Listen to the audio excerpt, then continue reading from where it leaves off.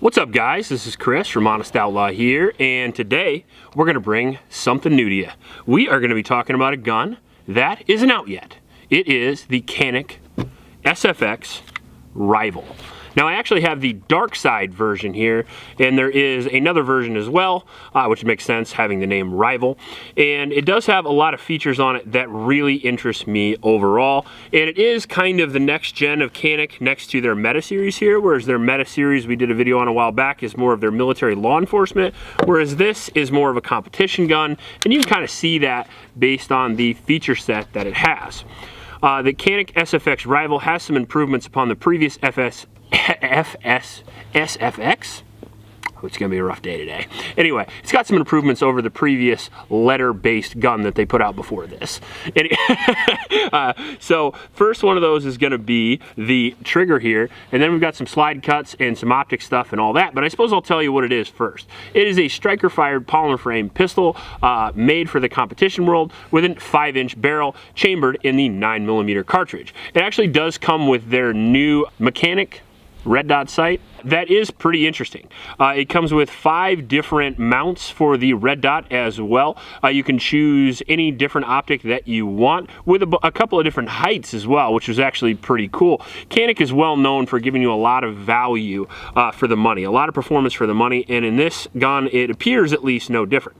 One of the previous issues with the other one was that it didn't have a rear sight while mounting the optic on it if you wanted to mount a full-size optic, and they fixed that with this one here, where you can have a full-size optic, but it has a similar mounting system as something like Staccato, where they add, or Atlas for that matter, a lot of the 2011 companies add the rear sight in with the mount. That way you can have co-witness if you choose to, and you can still have your optic, which is pretty cool. Now, there was only one of those, and a lot of the other optics plates had no rear sight, so be aware that having a rear sight on the Rival is kind of optics dependent. Whichever optic you choose, you may or may not have one at the time. They might have other plates as well, but this is the one that mine came with. The new slide cuts look really cool, and they're really functional as well. We have kind of the cutout here, so you can see the barrel a little bit, which is nice. We have a weight cutout at the bottom here. Kind of a different way to do that Terran tactical cut the weight off the bottom without having to worry about it. And then we have some very aggressive texturing on the top of the slide there, which I like a lot. And then just to make it look linear, we have it on the barrel as well, and then on the back of the slide, making grabbing the gun pretty much anywhere really easy. We have a Picatinny rail at the bottom there, same disassembly as normal. We have strong and weak side ambi controls. We have an extended magazine release that is switchable to the other side. We got 3 back straps, all come in the box, very nice. Pretty decent texture with the same improved grip that the Meta series introduced. Magwell there if you want it. Base plates in the package if you want them as well. We didn't. It came with 3 magazines, but I've got 90 Canik mags at this point, which is big help. Undercut here is very nice, and then one of my biggest complaints, well, not really complaints about the Canik, is that it has an amazing trigger, but I didn't always like the trigger face, whereas this one's out of control. It has a little bit better trigger than any of the other Caniks I've had. I'm not really sure how they keep doing it better. They are pre-cocked striker guns like the P99, PPQ, PDP, or VP9. All those guns have extremely good triggers, but this one is... It doesn't even make any sense because it's not an expensive gun. Canik's not known for putting expensive guns out. This gun's probably going to come out somewhere around the $600 price range, I assume, but you're probably going to be able to find it for less. Probably not including with the red dot. They didn't give me a price on this because we are releasing it for them. However, the trigger that's like a $300 trigger. That's what it feels like. And I'm not trying to sell you anything. If you pick up one of these in the gun store and shoot it next to, I don't know, HKP 30, you'll be blown away. This was a really, really nice trigger out of the box, and I would like to see if it operates that well in shooting. Mind you, I haven't shot this yet. But you can see the reset is extremely short and extremely light. I was comparing this with my Walter PDP performance trigger, and they were on par with each other. That's an impressive trigger. The face actually has a little dingus on there, a little safety, so it's going to be drop safe, unlike your P320s, etc. And it also breaks at a 90-degree angle, which is what FN was trying to do for about $1,000 more than this gun that they failed to. And then it also has a serrated and wide face for your trigger, for your booger hook there, so you can pull the trigger very nice and straight back to the rear. As far as ergonomics speaking, and poundage and reset, this is one of the best triggers I've ever seen.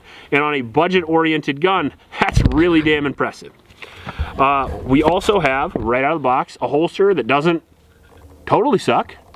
A lot of times included holsters are just trash, but I could see myself putting this on a different mounting system and using this in a match, and that's probably what we're gonna end up doing here.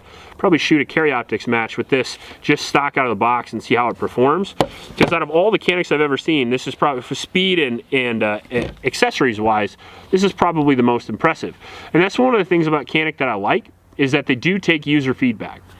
Canik sends me guns for review, and that says a lot because I'm kind of well known on the internet now for pissing people off.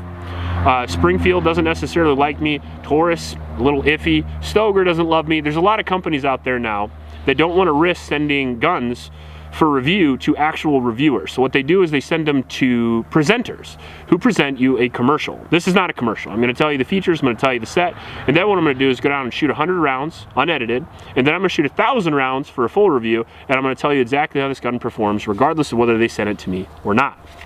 With that being said, we're gonna take this gun down there, beat the shit out of it, see how it goes. Before we do that though, I wanna mention my page supporters. Even though Canik sent me this gun, you guys are paying for the ammo, I appreciate that. It's because of you the channel can continue and be completely non-biased. If you wanna help out the channel, you gotta just go to the link in the description and sign up. Also in that description is a link to a local homeless shelter in Ames, Iowa. It's a youth shelter, it's the YSS, I've been supporting it for years. We just recently got a letter about how awesome you guys are and how much you guys are supporting them. So we're definitely doing some good and I would appreciate it. It's just every video you guys go down there and click that link and donate a couple bucks to those kids or 10 cents to those kids or whatever. Anything can help, and I just really appreciate it because it is a cause that's dear to my heart. And finally, I want to mention the Gundies. Forge Relations is putting on the Gundies again this year, and I'm up for best shooter and best gun reviewer. So I'd really appreciate it if you go down to the link and vote for the Gundies. Vote for me for best gun reviewer and best shooter if you believe I deserve them. It'd be really nice to actually get back there this year and give Jerry Michalek another shot for the title. So it's going to take a lot of votes though, and you can vote once a day. So if you're interested in that, go down there to that link in the description, check it out.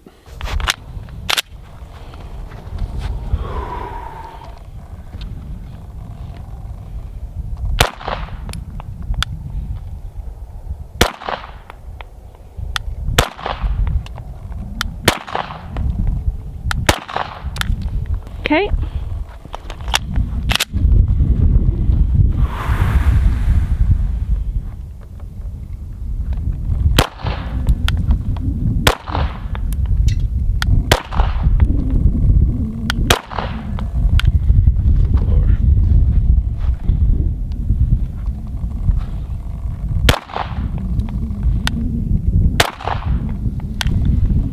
All right, I'm not zeroed yet, but just look at that group. We're at about 12 yards. I'm just shooting these fast. But you could tell this gun's gonna be accurate because I'm just kind of popping these off. 1, 2, 3. That was a pull. 1, 2. Those are just the first groups I did. Not so bad so far.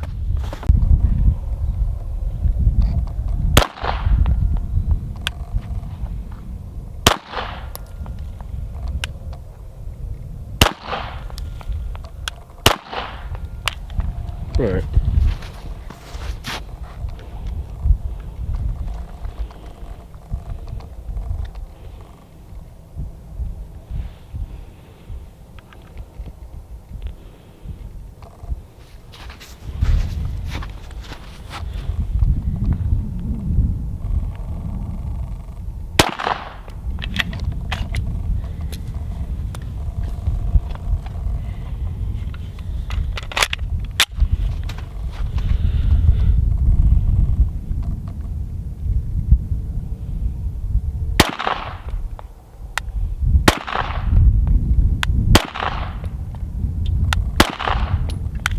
Yeah, it's on now. Let's go backward. Okay. Okay. All right, we're about 50 yards here.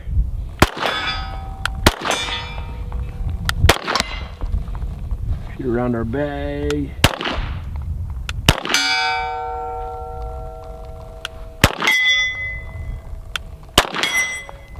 Oh, I split those two targets there and hit that 12-inch plate. That was pretty nice. I wonder if we can do anything with the plates from here. Try to bottom plate on the Texas Star. Oh. I shot the damn thing in front of it. I was trying not to hit the popper. Nope, gotta reload.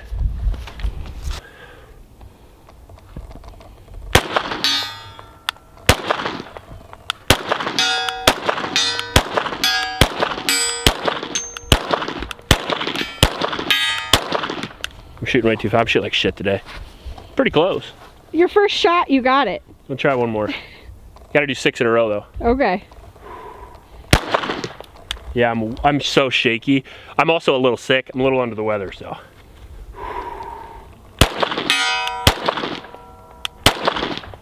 All right, so they said call somebody out, so I figured I'd call out my, ooh, we had a little bit of a failure to feed there. Doesn't like the cheap remanufactured ammo. We were just shooting Eli, very expensive competition ammo. This is the shitty remanufactured ammo, so maybe we'll have some problems.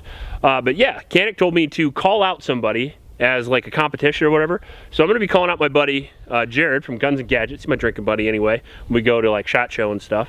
And I'll do a 75-yard build drill here, and we'll just see how good we do.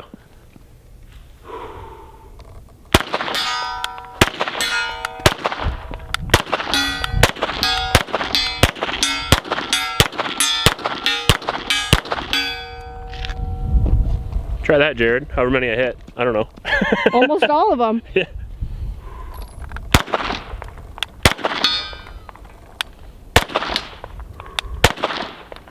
Well, I almost got one of those plates. We'll go a little closer and do a 50-yard plate rack too. Sounds like fun, babe. All right, so now we're at 50 yards. We'll try to clear those poppers there. 1, 2, 3, 4, 5 of them. And then we might try to clear the 6-inch plates as well. We'll see here. 50 yards is a long way for little targets. That's one. That's two. Three.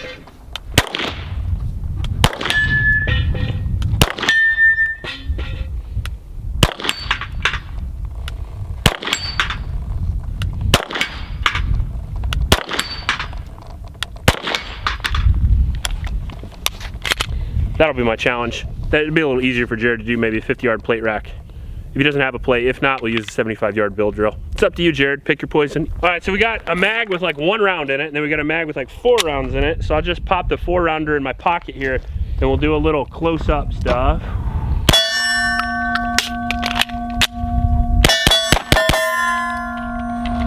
Shoots fast like a Canik. It can hang. All right, so now, my first impressions of the Canik Rival is I liked it enough to where I shot all the mags. I didn't give the wife any ammunition. Sorry about that. I actually ended up shooting all 108 rounds we had out here because I got excited and I was shooting at distance, and I was pretty impressed by the gun. We did have one little bobble that I didn't like, but that was on the remanufactured ammunition. Notoriously doesn't work all that well. The factory ammunition that we used before had no problems, and it was only a failure to feed on the first round dropping the slide, which is still technically to me a failure. That being said, it seemed to be ammo related, and that ammo has caused malfunctions in the past many times on the channel. I just happen to have like 10-20,000 rounds of it, so if it runs the stock ammunition usually good, I kind of throw it at it and see if I can, you know, save a little bit of money and just see if it runs. And in this case, it ran it, but it didn't feed it the first time. Is that a break-in thing? Is that a shitty ammo thing? Probably, right? The recoil and pulse on the gun was extremely fast. I like that. The trigger was awesome. The trigger reset was awesome. And the red dot actually was pretty decent. We got some superior accuracy out of this. Was able to do a 75-yard build drill, able to hit at 100 yards. And I was able to do all of the poppers relatively easily, and then all of the plates in one shot on the 50-yard plate rack. 6-inch groups with cheap ammo at 50 yards is all you can really expect for a gun in the $600 price range, and in that, we got that no problem here with the Canik Rival. The fluted barrel looks awful cool. Does it help out with the accuracy? No. Accuracy is usually your interface with the trigger and the sights. Barrels and handguns are generally more accurate than you are. However, your interface with the trigger is probably the most important issue with accuracy, and then obviously having that 1 point of aim of having that red dot allows me to pick up those white targets on that white background even at 100 yards relatively easily. Sometimes red dots just help with contrast as well. One thing to keep in mind, you would have still been able to do that with the co-witness iron sights because it does have the fiber optic red front there, and in this bright light that would have came up just like a red dot. So overall, the standard competition features they put on the SFX Rival seem to be pretty good so far. One thing I might like to see in the future is maybe a metal guide rod setup, but other than that, I can't really think of anything I'd even put on this goddamn gun, obviously besides texture. If I were to run this gun in a competition, I would definitely silicone carbide the hell out of this because I like the most aggressive grip possible, but for most people, this is gonna work really well. I think Canik took all the complaints that they got from the previous models and introduced them in this, and I think the outcome of it has been extremely positive. But I can't tell you to go get the gun yet because we only have 100 rounds through it. And 100 rounds through is not a review. I want to do a 1,000 round review of this gun before I recommend it. That being said, if more of a competition gun, it takes it a little less seriously. If it runs really, really smooth and has a bobble every once in a while, probably not the biggest deal. But I like guns to have 100% reliability, so I expect that out of this going forward. Accuracy was great, speed was great, features were good. Only time will tell. If you like this video, please like and subscribe. Please help out your local homeless shelters, and remember to recycle. Check you later.